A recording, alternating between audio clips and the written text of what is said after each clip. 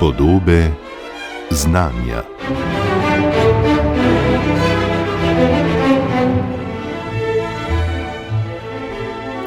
Med letošnjimi prejemniki najvišjih državnih priznanj za znanost je tudi docent dr. Luka Vidmar, raziskovalec na Inštitutu za slovensko literaturo in literarne vede ZRC SAZU, ki se ukvarja s preučevanjem slovenske literature in kulture med 16. in 19. stoletjem. Kot raziskovalec, ki po starih knjižnicah, cerkvah in palačah rokuje z dragocenimi rokopisi in ostalinami tistega obdobja, pravi, da ga materialne priče preteklosti vsakič znova vznemirijo in odnesejo v drug čas. Ob čemer poudarja, da viri niso le nosilci podatkov, temveč zgodbe, ki jih je treba znati povedati. K poslušanju pogovora z njim vabi Maja Ratej, v njem pa se med drugim dotikava Žige Zoisa kot najprimernejše osebnosti za poimenovanje najvišjih znanstvenih nagrad, pa slovenske knjige, ki je preživela verski konflikt in postala zgodba o uspehu, in tega, da zgodovina zelo redko pozna črno-bele zgodbe, saj je resnica skoraj vedno v niansah.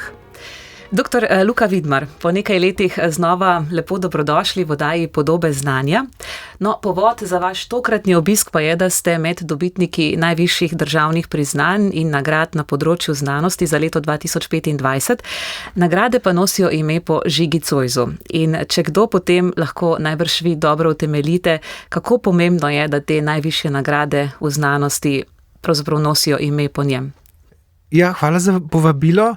Res je, Zois je najprimernejša osebnost za poimenovanje najvišjih nagrad za znanstvene dosežke v Republiki Sloveniji, zato ker je v svoji osebnosti in delovanju ne samo poosebljal razsvetljenstvo, ampak tudi vse znanosti in umetnosti, ki so v tistem obdobju cvetele. Torej ne le, da je bil mecen in mentor mnogim drugim znanstvenikom in literatom, jezikoslovcem, literatom, pesnikom in tako naprej, ampak je tudi sam se s tem dejavno ukvarjal.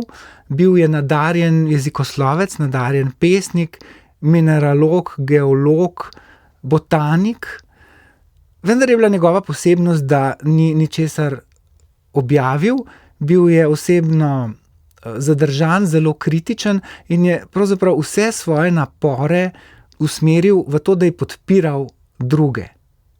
In v delu drugih njegovih sodelavcev je pravzaprav ogromen delež tudi njegov. Ne samo finančni, ampak tudi intelektualni. In ker je tako lepo povezoval vse te intelektualne duhove na Kranjskem v skupen napredek znanosti, kulture, pa tudi gospodarstva in tehnologije, mislim, da je nam lahko še danes za zgled. Ampak vse, kar ste omenili, ne bi mu bilo treba, on je bil plemič, on je izhajal iz, v bistvu je nekakšno imel italijansko-avstrijsko poreklo oziroma prednike, ampak se je izjemno ogrel za to slovenstvo. Tako ta vzgib v njem, da je tako povezoval znanje ljudi, da je našel nekako približališče in neke vrste idejo za udejanjanje v slovenstvu. Da, to vse drži in njegovo slovenstvo je izjemno. Za razsvetljenskega plemiča, kakršen je bil on, zanimanje za naravoslovje, literaturo, evropsko kulturo in tako naprej, gledališče, ni nič posebnega. To je bilo nekaj, kar se je pričakovalo od kultiviranega pripadnika evropske elite. Velikokrat danes poudarjam, da je izjemno bilo pa to, da se je odločil za podpiranje slovenskega jezika in književnosti. In še več, da se je celo s tem poistovetil. Za druge avstrijske plemiče na Kranjskem tudi ni bilo tako nenavadno, da so govorili slovensko. To so morali početi v določenih situacijah, ko so se pogovarjali s služinčadjo, s podložniki, včasih celo o kakšnih bolj vsakdanjih temah znotraj družine in tako naprej. Bili so tudi Zoisovi sodobniki, ki so spoštovali slovensko književnost, slovenske knjige, recimo protestantske, so jih zbirali, recimo baron Jožef Kalasanc Erberg, ampak samo eden plemič se je definiral kot Slovenca in Slovana v tem času, in to je bil pa Žiga Zois. Tako da o tem izjemnem poistovetenju lahko samo ugibamo. Raziskovalci so velikokrat poudarjali in tudi jaz se s tem strinjam, da je bila za to osebno odločitev, za katero ni bilo nobenega materialnega vzgiba, kajti celo za naravoslovje in tehnologijo se je Zois lahko zanimal kot lastnik Fužin in pa nekdo, ki je bil zainteresiran za to, da njegova podjetja napredujejo in pa da recimo z prodajo mineralov tudi služi. Ampak za slovenščino res ni bilo nobenega materialnega ali pa nekega otipljivega nagiba poleg osebnega. In za to je bila verjetno najbolj zaslužna mati Ivana Kapus, ki je ga učila slovensko. To vemo, zato ker je pričevanje o tem zapustil Jernej Kopitar, ki je bil njegov tajnik, in sta se v teh tudi mladostnih otroških doživetjih očitno pogovarjala. To je moralo biti odločilno, in v 70. letih 18. stoletja se je mladi Zois poprijateljil z Blažem Kumardejem, ki si je takrat prizadeval za slovenske šole na kranjskem podeželju. Kajti po splošni šolski obveznosti je načelno obveljalo, da je učni jezik seveda v avstrijskih deželah nemški, ker je bilo to z vidika gospodarnosti in pa uprave tudi najbolj smiselno, ampak Kumardej je bil tisti, ki je Marijo Terezijo prepričal, da otrok na podeželju Kranjske ne moreš začeti poučevati v nemščini. In očitno je ta Kumardejeva akcija Zoisa ganila, je to povezal z razsvetljenskimi principi o vzgoji, o spoštovanju človeka, o spoštovanju jezika kot nečesa najbolj povezanega s človekovim bistvom, in to je nekako v naslednjih letih vodilo do tega, da se je s tem poistovetil in se potem tudi dejavno vključil v slovenski prerod, kot imenujemo Gibanje za emancipacijo slovenščine. Nedavno je šla knjiga, monografija o Zoisu, ki ste jo uredili prav vi, dr. Luka Vidmar. Ste med snovanjem te monografije naleteli na kakšen nov podatek o Zoisu, ki ga do takrat niste vedeli, ki vas je morda presenetil? Ja, ogromno. Zois je res neizčrpna tema. Veliko skrivnosti je neodkritih ali pa še čakajo na to, da jih odkrijemo ravno zaradi tega, ker svojih del ni objavil, in ogromno podatkov leži v pismih, ki je vsak dan pošiljal iz svoje hiše na Bregu v Ljubljani. In ta korespondenca še zdaleč ni pregledana, je tudi raztresena po celem svetu. Presenetilo me pozitivno to, kar je odkrila kolegica Metoda Kokole, da je bil ljubitelj Mozarta, da je bil njegov brat Jožef Zois pokrovitelj glasbenega salona na Dunaju, v katerega so zahajali največji glasbeniki tistega časa, Salieri, Mozart in tako naprej. Potem po svoje tudi dejstvo, da je bil Zois samo človek, da je imel seveda tudi slabosti, tako kakor vsak od nas, da pa to seveda ne zmanjšuje njegove veličine. Recimo v njegovih poznih spisih, ki sem jih obravnaval ob tej priložnosti za ta zbornik, se je izkazalo, da je bil lahko zelo krivičen do Marka Puhlina, ki je začetnik slovenskega preroda, ampak je Zoisa posebej motil zato, ker se ni skladal z njegovimi nazori o jezikovnem purizmu. Se pravi, Marko Puhlin je, ker je bil Ljubljančan, naravno vključeval v svoj jezik ogromno germanizmov, to je pa Zoisa kot purista zelo motilo. Ampak vsi te detajli nas, kot rečeno, ne zmanjšujejo Zoisove veličine, ampak nas samo utrjujejo v prepričanju, da je bistveno določil razvoj slovenskega ljudstva v moderen evropski narod v 19. stoletju. Če pogledava vašo študijsko pot, dr. Luka Vidmar, vi ste najprej študirali umetnostno zgodovino, primerjalno književnost, magistrirali ste nato iz umetnosti novega veka, doktorirali z področja literarnih ved. Nekako slutim v ozadju tako izrazito interdisciplinarnost, ki pa je najverjetneje za preučevanje tega obdobja med 16. in 19. stoletju, ko pa naprimer meje med umetnostjo, znanostjo, književnostjo niso bile tako jasne in izrazite kot danes, zelo pomemben atribut, ne? Jaz sem prepričan, da ja. In verjetno je to tudi razlog, da se tem obdobjem ukvarjam in da se z njim ukvarjam na tak način, da mi v izhodišču ni pomembno, ali se problema lotim z umetnostno-zgodovinskimi, kulturno-zgodovinskimi ali literarno-zgodovinskimi metodami, ampak mi je pomembno, da pojav iz tistega časa, bodisi je to pridiga, gledališče, cerkev ali kaj drugega, predstavim v polnosti in v kontekstu, ki je značilen za tisti čas, ne pa v perspektivi recimo naše dobe. Izziv vidim v tem, da je ta čas med 16. in poznim 18. stoletjem izjemno konstitutiven za modernega človeka, torej iz tega časa, obdobja renesanse, humanizma, baroka in razsvetljenstva, izhaja korenine moderne dobe in modernega človeka, pa če se tega zavedamo ali ne. Ampak hkrati je pa ta čas za nas pogosto težko razumljiv, zato ker je zelo drugačen. Gre za prehod med antiko in srednjim vekom, pa med našo dobo, in za to dobo pravzaprav potrebujemo že interpretacijo. Tako da meni je izziv, da se s tem časom ukvarjam.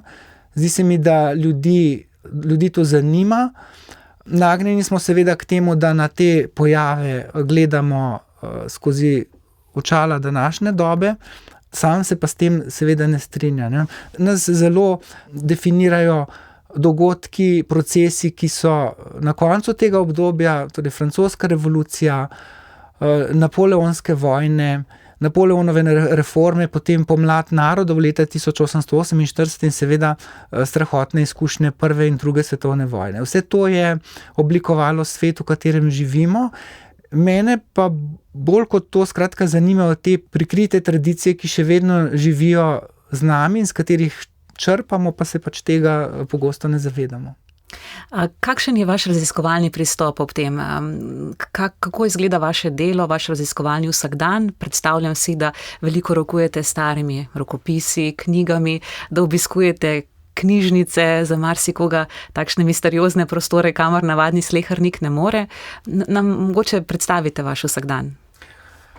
Moj vsakdan je precej različen od dneva do dneva, ampak najbolj je zanimiv res, ko delam v knjižnicah, arhivih in potem, ko te podatke pridobljene na terenu, lahko so to tudi podatki pridobljeni v muzejih, cerkvah, ko to gradivo urejam v zgodbo. Ker zgodovina je kljub vsemu pisanje zgodbe, ki mora seveda temeljiti na empirično preverjenih dejstvih, ampak vseeno gre za zgodbo, ki jo je treba predstaviti nekomu drugemu. Zdaj, drugi del mojega dela, ki me pa tudi, moram reči, neizmerno veseli, je pa predstavljanje rezultatov raziskovalnih in pa v obliki, kot rečeno, že člankov, objav, pa še bolj pa v obliki predavanj tudi študentom. Tudi to me zelo veseli, ker dobiš potem od drugih ljudi nek odziv in si nagrajen še posebej, če odkriješ, da jih to obdobje zanima oziroma da so sedaj v tem obdobju odkrili nekaj novega.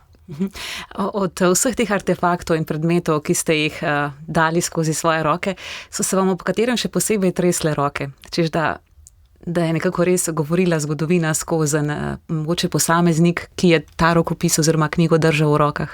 Moram reči, da roke se mi niso tresle, me pa vsakič znova vznemirjajo te materialne priče preteklosti, ker me takoj, ko najdem neka znamenja preteklosti, v njih recimo v podpise, pripombe v knjigah, odpeljejo v preteklost in potem začnem snovati zgodbo. Tako da to delo ni nikoli dolgočasno in me zelo veseli. Prej ste omenili, da je eden izmed dražev recimo vašega dela tudi to, da posredujete znanje, te zgodbe ljudem, ne? Tudi to je eden izmed načinov, je tudi tale intervju. Ampak baroka, ne, ki vam je še posebej ljub, je nekako letos bil zelo, zelo močno prisoten v slovenskem javnem prostoru. Res čudovite razstave, zbirke imamo trenutno na ogled, tako v Narodni galeriji kot Narodnem muzeju. Če bi vam dala recimo za izziv, da nas popeljete po svoji poti baroka, recimo na tovrstnih razstavah, do katerih slik oziroma delov razstave bi nas tudi popeljali, če bi rekli, da si morate nekako pripraviti svoj lasten sprehod skozi Narodno galerijo trenutno? Po tej razstavi sem večkrat šel z več skupinami in vsakič sem to vodstvo, tako kot moji kolegi, nekoliko prilagodil. Recimo, študenti smo šli po poti plemiške kulture, smo si ogledali plemiške portrete, torej način, kako so se plemiči reprezentirali, s čim so krasili svoje prostore, kako so živeli v tem svetu. Spet drugič smo šli po teh cerkvene umetnosti in spoznavali, kako se je barok manifestiral v cerkvah.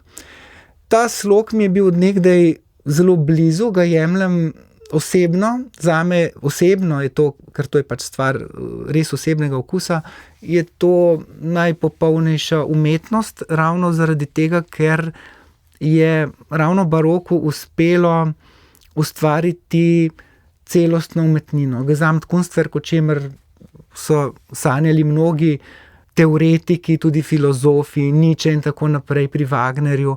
Ampak baroku je uspelo resnično zabrisati meje med umetnostjo in ustvariti stik človeka in pa transcendence, ki je ves čas v ozadju naših duhovnih iskanj v takšni ali drugačni obliki. Barok je vzel formo antike in renesanse in pa seveda vsebino srednjeveškega krščanstva, ampak jih je kombiniral na nek nov, čuten, dramatičen način, tako da je človeku, bodisi v palači ali pa cerkvi, popolnoma vseeno, približal svet transcendence. Se pravi, pred sliko, pod fresko v cerkvi je imel človek občutek, da je blizu Bogu, svetnikom, da se je Marija spustila k njemu, da je ob njem in ga varuje. In v palačah, recimo beneškega plemstva ali pa habsburškega vladarja, se je vseeno je ravno tako umetnost uspela poustvariti kreposti pa legitimnost, s katero so želeli ti vladarji in pa vladajoči sloj podkrepiti svoj vladajoči status. Ta svet je seveda minil, se je končal tako, kot se konča vsaka ideologija, ampak ostale so nam pa vrhunske umetnine. Zdaj, jaz sicer sam tega sveta ne idealiziram, tudi študentom vedno povem, da pogosto v zgodovinskih obdobjih lahko danes kot materialne priče preteklosti občudujemo najboljše, se pravi, zato ker se je to ohranilo. Tudi iz baroka so se ohranile vrhunske umetnine, cerkve, palače, slike in tako naprej, celo gruntarske domačije na Gorenjskem, recimo, ampak ostalin najrevnejšega sloja pa seveda ne vidimo. O tem lahko samo sklepamo na podlagi drugih podatkov. Tako da jaz tega obdobja ne idealiziram, ga pa zelo občudujem. In tak bi moral biti pristop pravzaprav do vsake dobe, tudi do naše. Še ena knjiga, pod katero se podpisujete, skupaj so avtorji Petrom Štihom, Alešem Gabričem in Jernejem Kosijem, nosi naslov Temelji slovenstva, pred nekaj leti je izšla.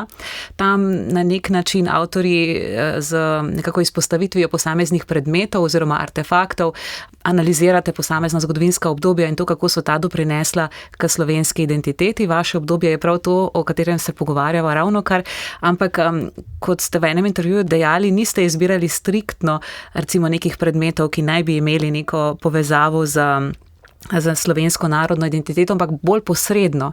Poudarili ste, da so ti predmeti šli skozi določene roke, da so stali na določenih mestih, določenih knjižnicah, ki pa so imele povezavo z slovensko identiteto, a ne? Problem preteklosti je, da je ne smemo gledati skozi današnjo perspektivo in tudi v obdobju 16. do konca 18. stoletja sem želel v tej knjigi predstaviti z artefakti, ki niso nujno bili zasnovani kot podpora slovenski nacionalni identiteti ali pa slovenski etnični identiteti.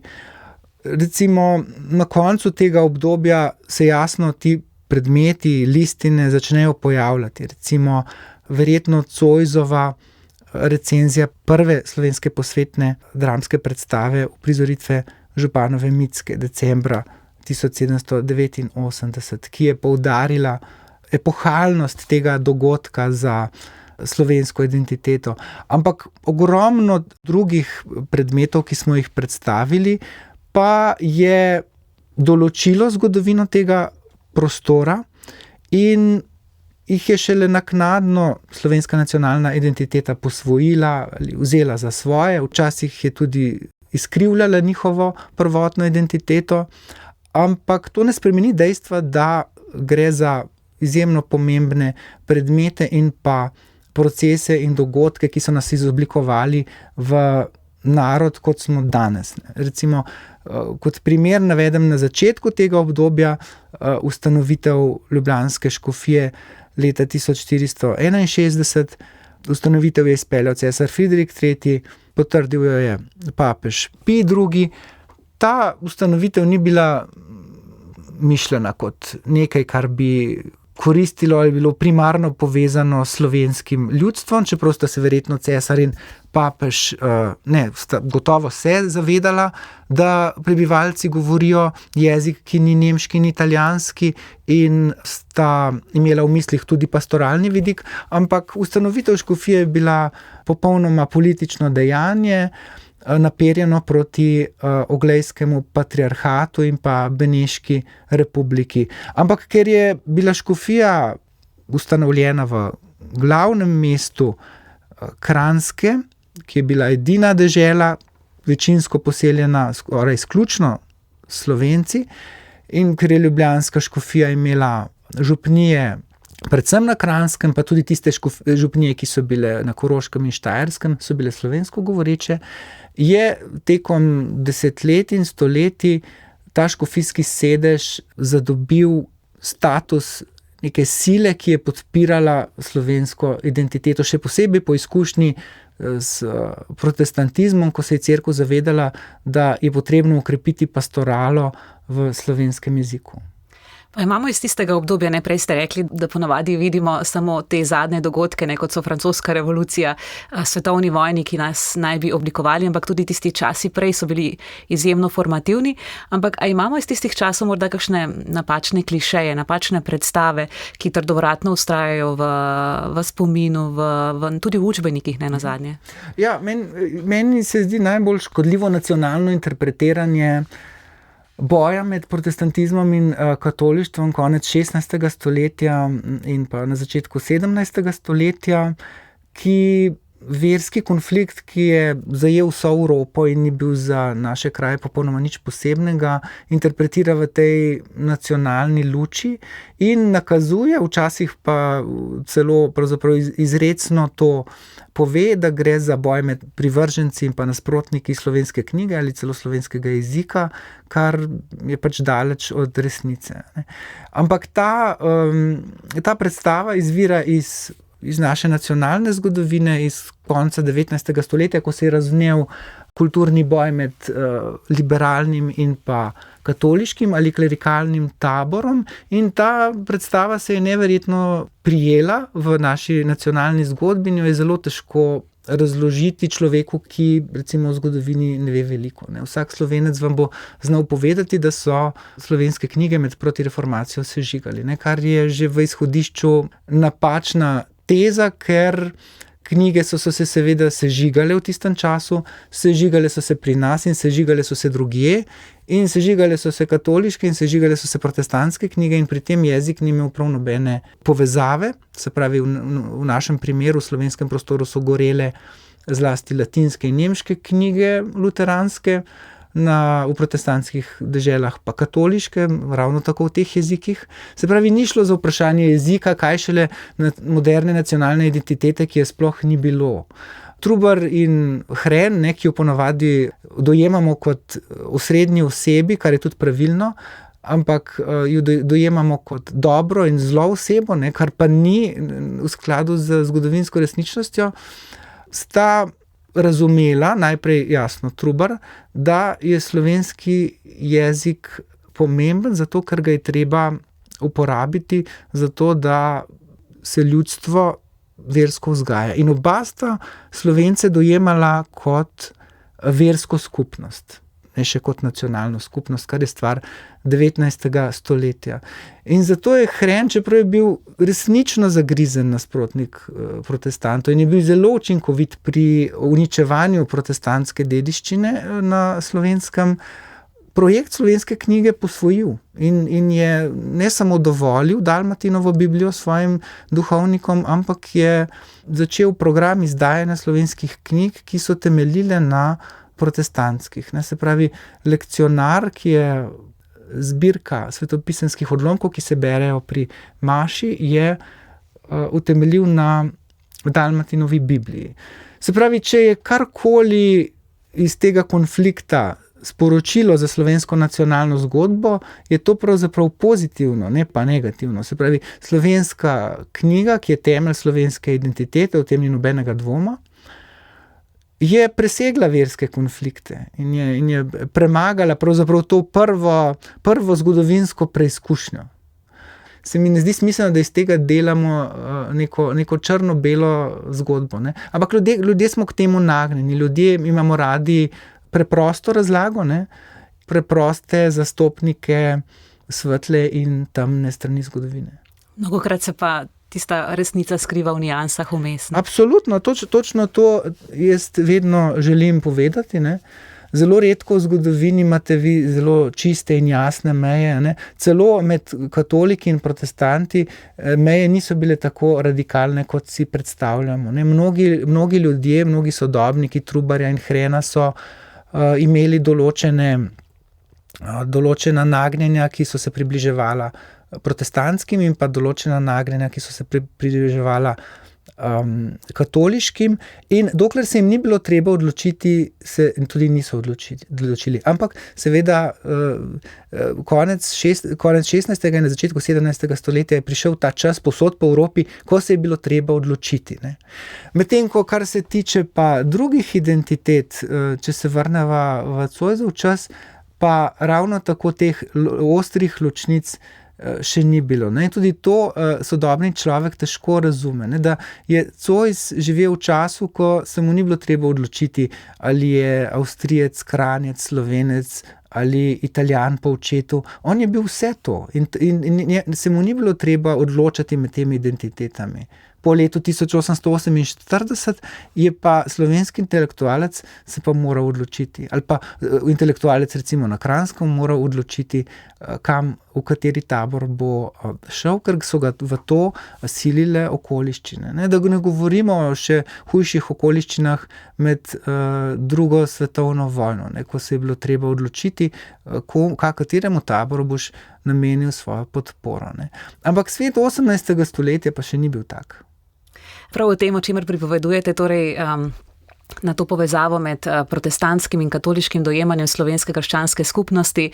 Tudi to je zapisano v utemeljitvi, za kar ste prejeli Zoisovo priznanje, tudi zato, da ste nekako pojasnili usodo izvodov Bohoričeve slovnice. Izjemno pomemben segment vašega dela so tudi prepovedane knjige, v zvezi s katerimi ste gostovali v številnih oddajah na Radiu Slovenija. Naj omenim samo Podobe znanja, pred nekaj leti pa Glasovi svetov, in vsekakor priporočam to našim poslušalcem, da poiščejo v radijskem arhivu. Ker pa se bližava koncu pogovora, bi mogoče pogledala še vaše aktualne, recimo raziskave trenutno, to, s čimer se ukvarjate oziroma želite prihodnje nameniti neke vrste svojo raziskovalno ostrino. Trenutno vodite raziskovalni projekt o starejši slovenski posvetni dramatiki. Na nek način skušate opozoriti, da ni vse samo Županova Micka in pa Matiček Seženja, ne?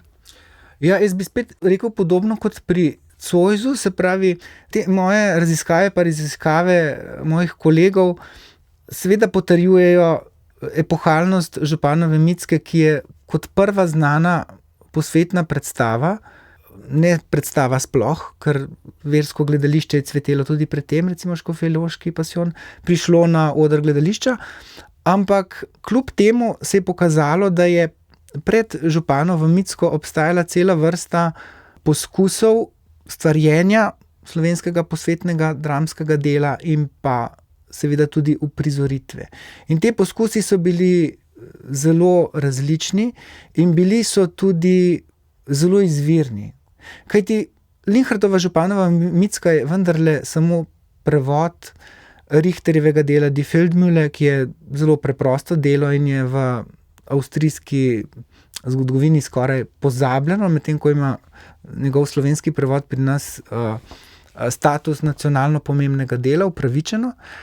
Ampak želeli smo pokazati, kako so si drugi literati prizadevali za to, da slovensko besedo spravijo v posvetno gledališče, kjer so popolnoma dominirali tuji jeziki, se pravi latinščina, nemščina in italijanščina. Pravzaprav se nisem pravilno izrazil, ker to niso bili tuji jeziki, ampak so bili jeziki, ki jih je družbena in intelektualna elita pri nas govorila, to so bili njihovi jeziki. In ker je v gledališče zahajala predvsem elita, pa morda še nekaj pripadnikov mestnega prebivalstva, je bilo tako težko na oder postaviti slovensko igro. Ampak če omenim samo nekaj teh zanimivih poskusov, hrvaški grof Frankopan je že leta 1670 prevajal v slovenščino Moliera in to v dunajski ječi. To je bil sicer samo poskus, ampak govori o tem, da je bilo načelno mogoče spraviti slovenščino na posvetni oder, samo težko. Potem tudi naslednji poskusi, recimo Japlevo prevajanje Metastazijeve melodrame Artaserse, pa igra naperjena proti alkoholizmu Silvestra Moreta iz leta 1791, kažejo, kako zelo raznovrstni so bili te poskusi, ampak so se izkazali za zelo neuspešne. Se pravi, nemogoče je bilo spraviti na oder slovensko tragedijo, slovensko opero, vsaj v tistem času. Omenili pa ste, da vas zanima tudi študij potovanj intelektualcev po Evropi oziroma tako imenovana popotna literatura. Kajti to je še eno od tistih stvari, ki jih ne poznamo morda v zvezi s tem časom med 16. in poznim 18. stoletjem, je, da je bilo to na nek način kar predpisano, da intelektualec opravi neko večje potovanje tekom svojega življenja. Kako pa napredujete kaj na tem področju pri raziskovanju tega? To področje me posebej zanima ravno zaradi vsega tega, kar sva omenjala, se pravi, potopisi nam odpirajo okno v svet tistega časa. Ne? Tudi če so bili napisani kasneje, pa z neko intenco, kažejo svet, kakršen je bil, vsaj skozi oči tega popotnika, tako da me še posebej privlačijo. In morda je to eden od teh rokopisov, o katerih ste me spraševali, pred katerimi se mi zatresel roke, ne? Eden od teh rokopisov je potopis frančiškana Žige Škrpina iz Ljubljane, ki se je leta 1740 podal na generalni kapitel v Valladolid v Kastiljo in je več mesecev potoval po Evropi. Šel je skozi seveda avstrijske dežele, Švico, Francijo in Španijo in pa se potem čez Francijo in nemške dežele vračal domov in je opisal vsak del svojega potovanja. Ta rokopis mi je še posebej dragocen, nisem ga popolnoma še analiziral, za zdaj sem analiziral samo francoski del potovanja, zato ker je bila Francija najbolj šokanten del za tega popotnika, ki je bil navajen večjega spoštovanja duhovščine in pa vere v avstrijskih pa italijanskih deželah in ga je ta francoska izkušnja, kjer se je srečal z bolj religiji neprijaznim okoljem, zelo, zelo šokirala. In lahko ta rokopis beremo tudi kot ne ravno napoved francoske revolucije, ampak portret Evrope pred velikimi pretresi, najprej razsvetljenih absolutističnih monarhov in pa potem res tudi francoske revolucije. In res je, kar pravite, da potovanja so bila obvezna tako rekoč za intelektualce, za člane družbene elite.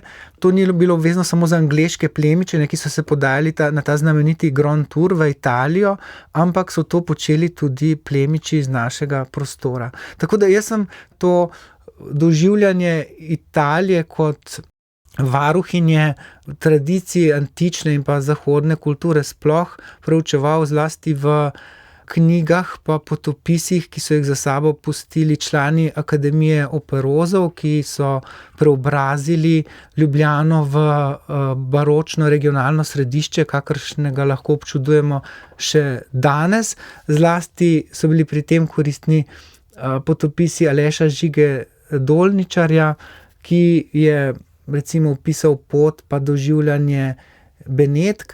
Skratka, ugotavljam, da so bila ta potovanja formativna za te intelektualce in da so vzore, ki so jih občudovali v tujih deželah, večjih centrih, v Rimu, v Benetkah, v Škrpinovem primeru tudi v Parizu, prinašali domov in tudi zaradi teh formativnih potovanj je bil slovenski prostor vedno integriran v srednjeevropsko, zahodnoevropsko okolje. V enem izmed intervjujev s kolegico Nino Zagoričnik ste na vprašanje, kam bi najraje odpotovali, izbrali Rim v 17. stoletju. Jaz pa vas za konec vprašam, kje bi pa potekal vaš Grand Tour, recimo po Evropi? Kam bi šli, kako bi sklenili ta krog? Bi rekel kar podobno kot prej, Rim, Španija in Francija. Zato, ker seveda me navdušuje najbolj barok in barok je v teh deželah izjemno močan, ampak hkrati tudi ta antična dediščina baroka se mi zdi izjemno pomembna in v kombinaciji tudi z renesanso. Tako da Italija še vedno ostaja moja najljubša dežela. In tako kot operozi bi se podal skozi Benetke, Rim, Neapelj, pa potegnil potem to os, ki se je ponavadi končala v Neaplju še do Sicilije. Hvala vam, gospod Luka Vidmar, da ste nas pustili v svoj raziskovalni prostor. Z ogromno zanimivimi stvarmi se ukvarjate, tako da vas z veseljem povabimo nove podobe znanja čez nekaj let, kjer pa bova odstrla vse, česar se danes morda nisva dotaknila oziroma samo nakazala. Hvala vam pa za obisk. Ja, hvala lepa za zanimiv pogovor. Podobe znanja. Z raziskovalcem dr. Luko Vidmarjem z Inštituta za slovensko literaturo in literarne vede ZRC SAZU sem se pogovarjala Maja Ratej.